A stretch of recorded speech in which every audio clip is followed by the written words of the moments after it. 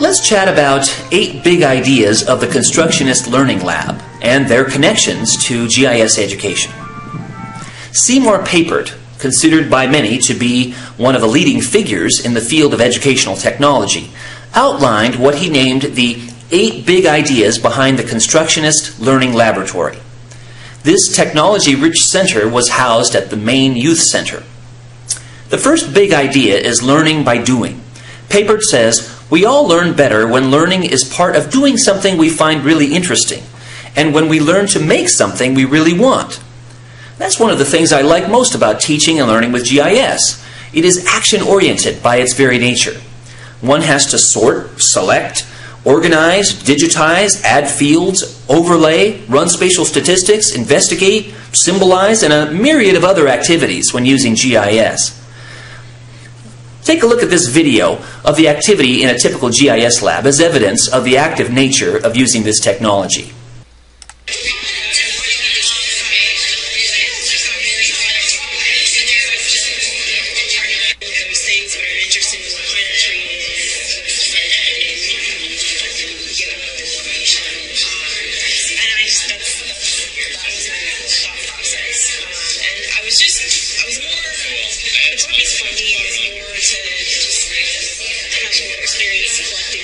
What are you collecting there, Mike? Weather.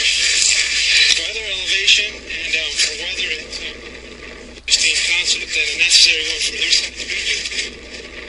Ah, and have you noticed any variation as we've walked up the trail? I haven't had enough oxygen in my brain to really realize, but I think we began around 30 for the relative.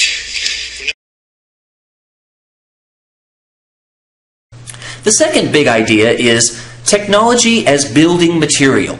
Papert says, if you can use technology to make things, you can make a lot more interesting things. I think of the countless times that educators and students have learned they've created some GIS output. Wow, this is a map that they made, and they're beaming. They're proud of it, and rightly so. But they don't rest there. They're usually soon building on that map to make others, or to apply what they've learned to another problem. The third big idea is hard fun. We learn best and we work best, according to Papert, if we enjoy what we are doing. But fun and enjoying doesn't mean easy. The best fun is hard fun. Interesting. None of us in the GIS education field sugarcoat GIS by saying that every part of spatial analysis is easy. It's not easy. It's often quite difficult. We say to educators, allow yourselves to walk before you run when learning GIS. That's one reason the network of people in the GIS field is so important. We really need each other, folks, to help us through the difficulties of grappling with putting what we want to do into the language of what a GIS can understand. I will reflect on the connections to GIS of the rest of Papert's ideas in a moment. So, let me ask you though right now, do you model these ideas in your own GIS instruction?